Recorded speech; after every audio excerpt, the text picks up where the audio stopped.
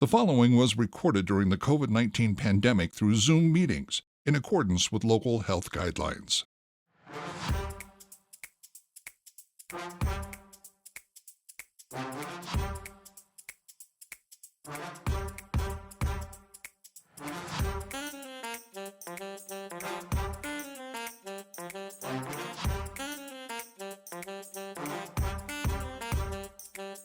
Hi, I'm Mike Maloney, and welcome to this special CSRM podcast series exploring the book Sports Outreach Fundamentals by Dr. Greg Linville. Joining Dr. Linville is Dan Stoffer and Andrew Fouts. If you would like to purchase your own copy of Dr. Linville's book, visit our store at csrm.org.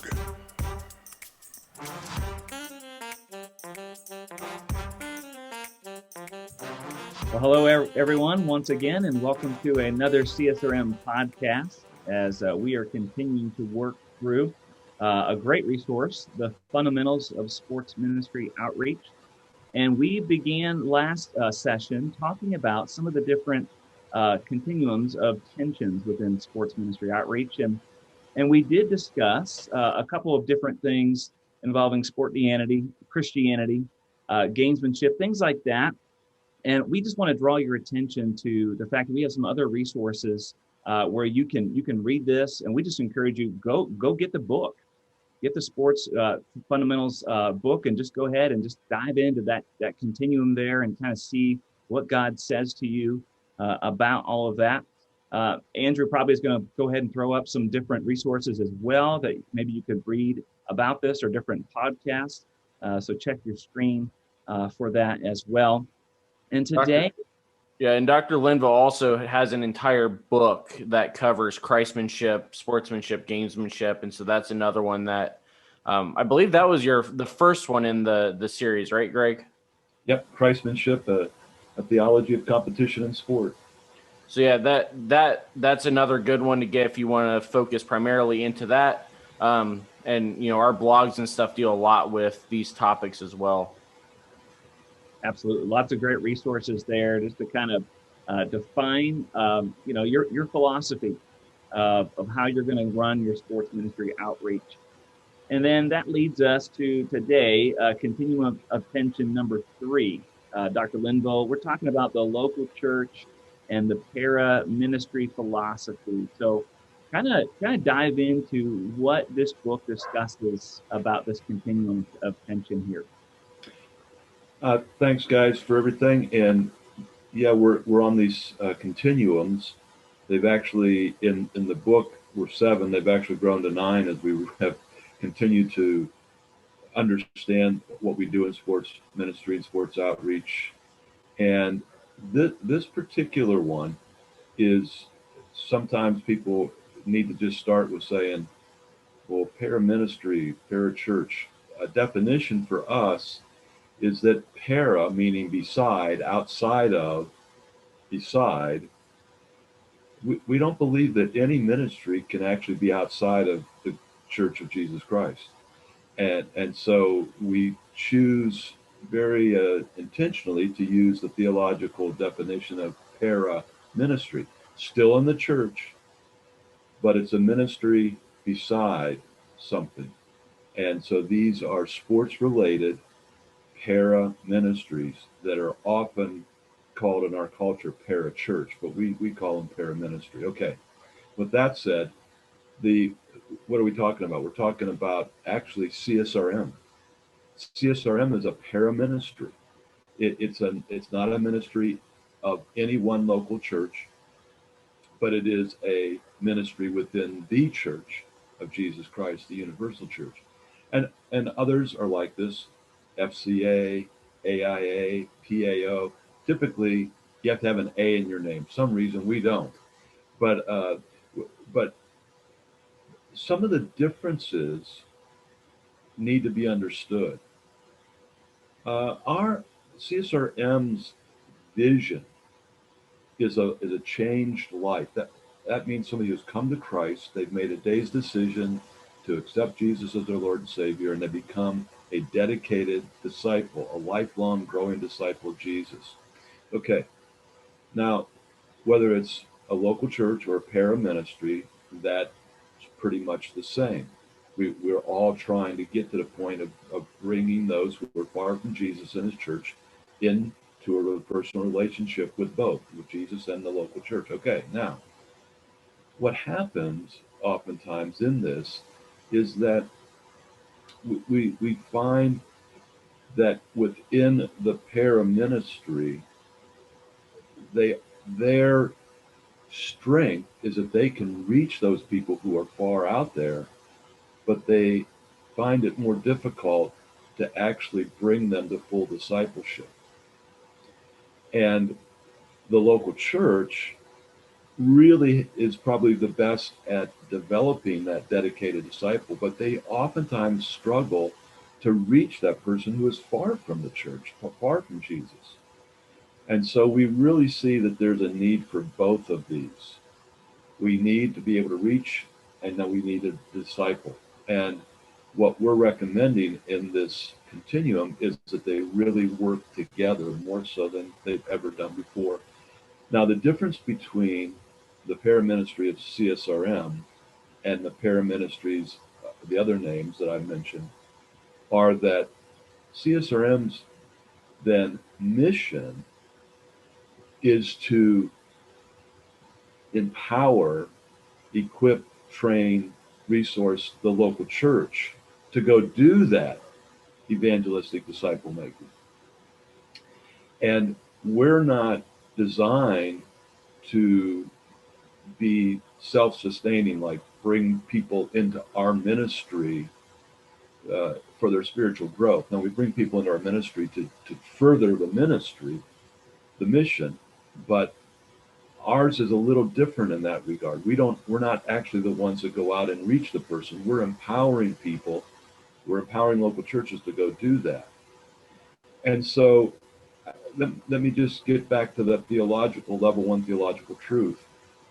Paul, Barnabas, they were not sent out to start paraministries.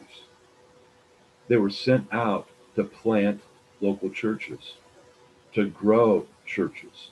That was their goal. And that's where CSRM lands. We say that we're not out here to sustain ourselves, but we're out here to help the church. And the three things that we see, the three ways this is evidenced or manifested, is that we try to help those who are trying to plant churches through local churches, through sports ministry. And we try to grab hold of those churches that are struggling, maybe small, weak, underfunded, struggling in whatever capacity, try to strengthen them through the sports rec and fitness outreach. And then those churches that are doing really well, they've got tens of thousands of members. How can we help them expand their influence, enhance and expand their influence? Now, Dan, you're actually planting a church at this time, and maybe you can mention a little bit of the ways that you're seeing that sport rec and fitness helping you to do that. And we recognize this is a difficult time with COVID and everything else, but that's one of the things we're doing. Maybe you could mention something that you're doing. Yeah, that's at this point, we're so new, and it's been more of a philosophy, a dream, a hope that we would one day, be able to have a more of a formal sports ministry program. But one of the things we're working on is how could we leverage a small group? How could we get a group of people together who enjoy running? Like some of those crazy people who like to run just for fun without a ball in their hands or something like that. But then do a Bible study. So like most church plants, we're worshiping, and for us right now, it's just once a month in person. We hope to increase that as some of the regulations and things are lifted and we have more money, but we're really getting people in small groups right now. And we're trying to be creative about that. So I've got a few people who are health-minded, who are fitness-minded, and then it's, okay, how can we equip them with some of the CSRM resources to be able to lead people, not only through a running program or a fitness class, but lead them through the scripture to make a true disciple, a true dedicated disciple. So we're at the very forefront of all this. We do have at least two people very interested and kind of seeing where this goes. So of course, I've been pointing them towards some of our resources and things like that. But yeah, I do think there is great potential, even in the middle of a pandemic, to plant churches in some creative ways, or have an element of your church plant be sports, recreation, and fitness focused for sure. This continuum here is one that I think, and we're not trying to toot CSRM's own horn, but if you didn't know, this is the CSRM podcast, so we're allowed to. This paraministry local church continuum is one that I think we address in a lot of different ways, differently than most, but in a very good way. We get a lot of, P.F. Myers, our international director, talks a lot about this in his book, Life of the Shoe. We hear it a lot from our continental director in Africa, Bradley Barnes, our Madagascar people, our Caribbean people, the fact that CSRM is able to come in and empower the local people to be able to impact their local community. And by doing that, we're able to see all this other stuff that we already talked about in the other chapters of the book, these other podcasts, of we're able to see strategic, relevant, efficiently effective groups coming in. We're able to see theology at a base for the leadership that then builds into mission and vision, and then they're able to empower the method of the local people. We're able to see the next continuum we talked about with, we're able to see mega events happen with the help of, this paraministry coming in, but then the local pastor is able to go out and minister to these people that are coming, whether it's a day's decision, whether it's just now they've broken down that disconnect.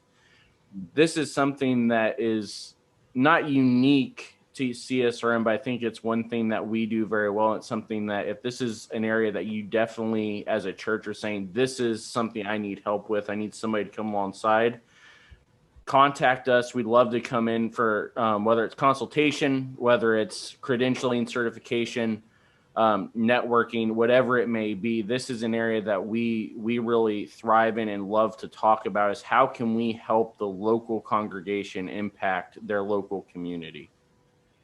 Well, let me speak directly to those in the local church and those in these paraministries. And I'm not going to mention any church name or any ministry name per se, but some of this will become clear as we talk about it. And I can only say that if the Holy Spirit is speaking to whoever might be listening or watching this, then certainly listen to that rather than to me or to these other two guys on the call here. But here's what I want to say. Local church.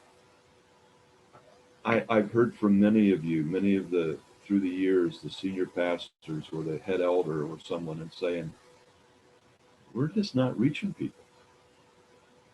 Isn't it time you as a local church maybe reached out to a paraministry who knows how to reach people?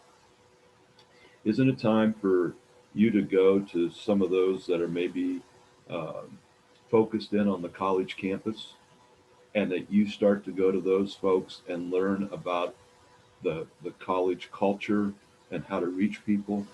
And these ministries are reaching people for Jesus, and they need a place to plug them in. They need a church. And maybe they can help train your leaders in that college age group to know how to do this and facilitate what needs to go on. And you have a facility that you can do ultimate frisbee out in your yard, or you can do a basketball league or something that college crowd would like. I'm going to speak directly to the paraministries and say, because many of you on the staffs have told me that it's like the only way that the people that you reach for Jesus stay in long-term relationship with him is if they join your staff or they get involved in a Bible-believing, Christ-honoring church. But you're having a hard time bridging that gap into the local church. Why don't you start with the local church? If you're a paraministry that does summer camps or other kinds of camps, rather than just putting your people in there to run a week of camp, Why don't you train church people of how to do it year after year after year? It's a reproducing approach that you're taking. If you are a paraministry that is doing chapels around professional sports or collegiate sports, why not train a local church person from one of the local congregations to be your chaplain to that minor league baseball team? Why not enable that person to be able to bring those ball players and their significant others, wives or girlfriends or whoever, and do a ministry within that team that lands those people in a local church? There's a lot of in the book, and obviously we're mirroring the book. And in the 6th chapter, there's a number of pages about these kinds of ways to bring the paraministry and the local church together. We both have expertises, we both have skills and passions and facilities and resources. We need each other. But I'm gonna be so bold as to say that paraministries, if you do not have an end goal, not all, but one of your end goals is to connect the people that you're reaching for Jesus to a local church where they then grow for the rest of their life, I think you're missing the boat. To get them to one day to raise a hand and say, I like Jesus, and never to plug them into a church, I think this is really problematic.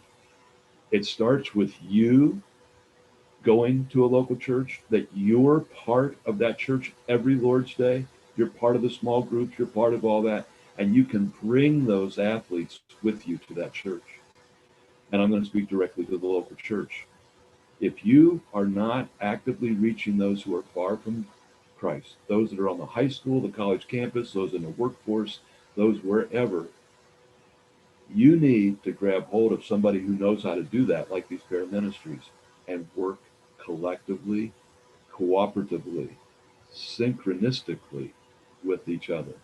I don't know, guys. Am I overstepping my bounds here?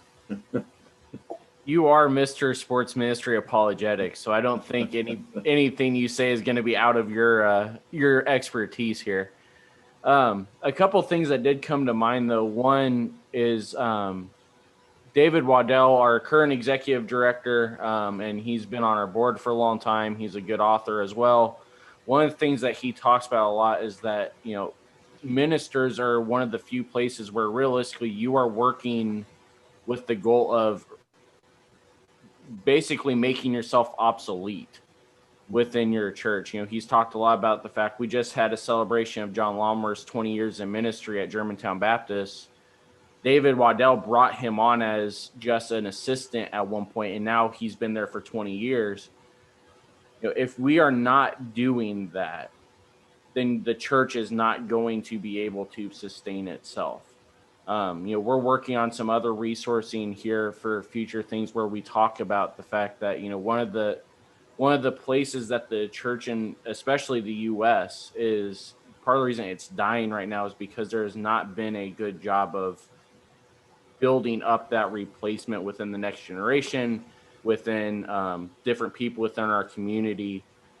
And so that's one area that we definitely need to remember as ministers, but also this is another area where parachurch ministries are able to come in and say, well, you've got these people in your ministry.